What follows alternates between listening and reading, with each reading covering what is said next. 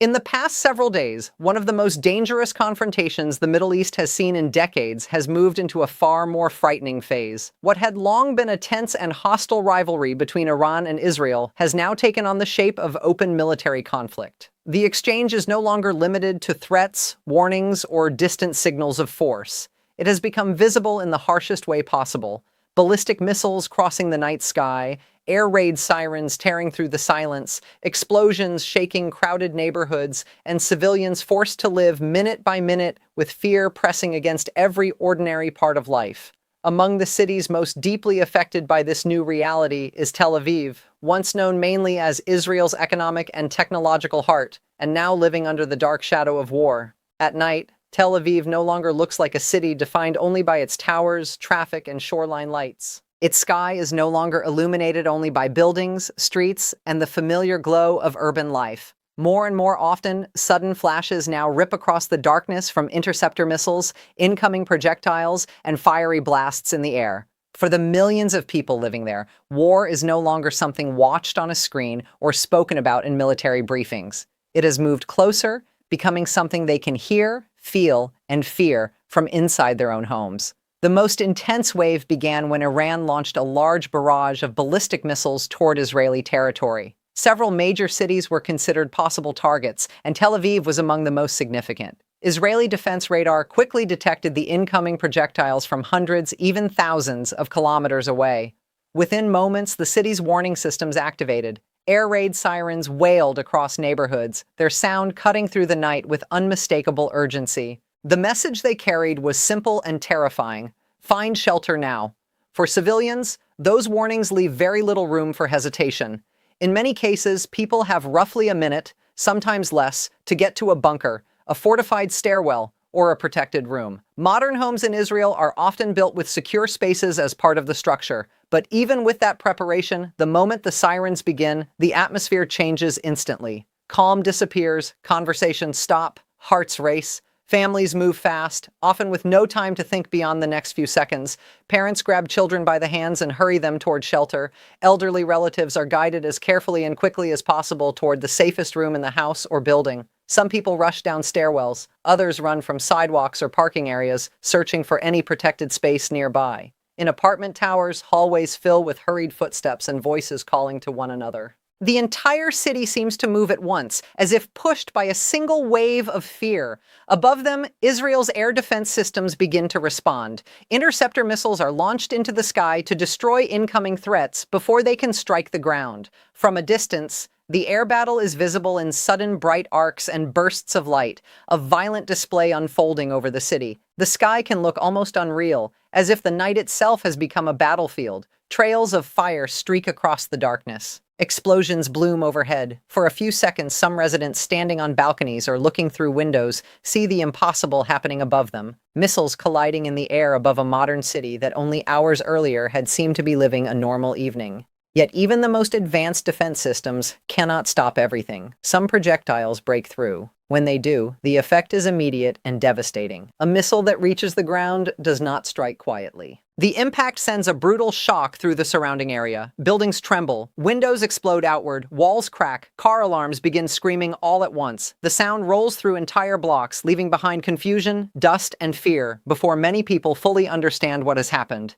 In parts of Tel Aviv, these impacts have caused serious damage. Residential buildings have suffered broken facades, shattered glass, collapsed sections of interior walls, and structural harm severe enough to make some apartments unsafe to enter again. In certain areas, balconies have been torn apart, rooftops damaged, and nearby vehicles crushed or burned by debris. Streets that only recently carried late-night traffic and city life have been transformed into scenes of broken concrete, scattered glass, emergency lights, and smoke.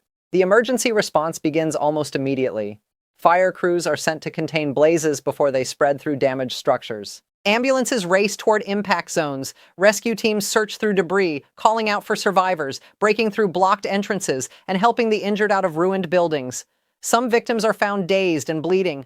Others are carried out in shock, unable to fully process how quickly their home or street turned into a disaster scene. Medical workers move fast, sorting injuries, stabilizing patients, and transporting the wounded to hospitals already braced for more arrivals. Initial reports after such strikes often show that even a single missile can damage many buildings near the point of impact. The destruction does not end with the spot where the projectile lands. Shockwaves crack nearby walls, scatter glass into surrounding homes, and can leave whole blocks facing serious danger. In some cases, authorities determine that a building can no longer be safely occupied. Residents are forced to leave with whatever they can carry, uncertain when or if they will ever return. Security forces then seal off the area. Streets are temporarily closed, barriers go up. Civilians are kept away because damaged structures may collapse without warning. Utility crews inspect gas, electricity, and water lines. Investigators assess the strike zone while rescue workers continue searching. Scenes like these are usually associated with distant front lines or ruined wartime districts, but now they are unfolding in one of the most modern, developed, and internationally connected cities in the region. For the people of Tel Aviv, the damage is not measured only in broken buildings. The deeper wound is what this constant danger does to daily life. Sirens do not sound once and then fade into memory. They return again and again, interrupting meals, sleep, work, and school. Every alarm forces the same immediate calculation. Where is the nearest shelter? How much time is left? Who is still outside? Who needs help getting in? Families begin to organize their lives around possible attacks. Some sleep in safer rooms rather than bedrooms. Others keep doors unlocked inside the home so children can reach shelter faster at night. Bags with medicine, documents, water, and basic supplies are kept ready near the entrance. Parents try to calm their children, even as they themselves are exhausted by tension. Young children begin to recognize the sound of sirens long before they can understand the politics behind them. Teenagers pretend to be brave, but their eyes often reveal the same fear as everyone else. Older people, who may have already lived through other wars and crises, try to project steadiness, though the strain shows in their faces. The city itself has also changed. Roads that are usually crowded begin to empty out during periods of heightened alert. Schools close or shift operations. Many offices suspend work, either temporarily or indefinitely, especially when employees cannot safely commute or when buildings are considered at risk. Some shopping centers and businesses shut their doors. Flights at the airport are disrupted. Public life slows down, not because the city has chosen rest, but because fear has forced caution into every routine. The government responds with emergency measures. Warnings are issued. Movement may be restricted in certain areas. Citizens are urged to stay near protected spaces and avoid unnecessary time outdoors. For many residents, remaining at home begins to feel safer than going about normal life. And so Tel Aviv, a city once known for its energy deep into the night, starts to appear quieter. Yet this is not the quiet of peace. It is the quiet of waiting, listening, and bracing for what may come next. Under such pressure, many families face painful decisions. Some decide to leave the city temporarily, especially if their homes have been damaged or if they no longer feel they can protect their children there. They go to relatives in other towns, move into hotels, or seek shelter in places considered less exposed. Parents with young children often choose to leave sooner. Families caring for elderly members make the same calculation. The goal is simple: survival, stability, and a few nights without the fear of sprinting to shelter. As a result, some parts of the city begin to feel emptier. Apartments are dark, cars are packed and gone, certain neighborhoods lose part of their normal rhythm, but it is not a total evacuation. Many residents remain. Some stay because they have nowhere else to go.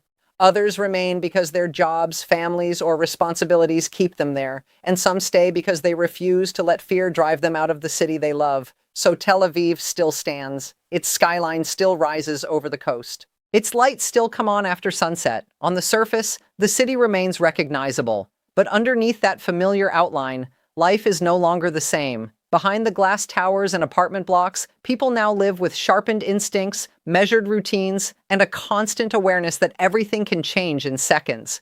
Every siren reminds them that the conflict is ongoing.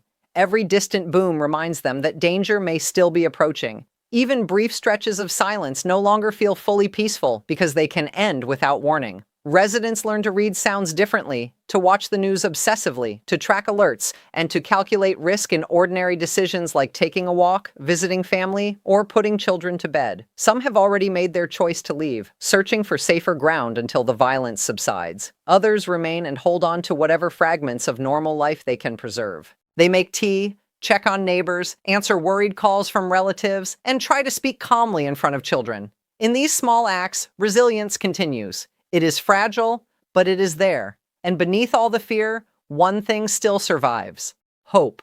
Hope that the sirens will one day stop.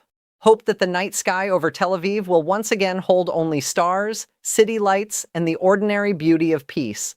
Hope that families forced into shelters will return to quiet bedrooms, open windows, and uninterrupted sleep. Hope that a city now living under the pressure of war will one day recover its former rhythm, not as a place of panic and warning, but as a living, breathing city where people can once again plan for tomorrow without first asking whether they will need to run for cover.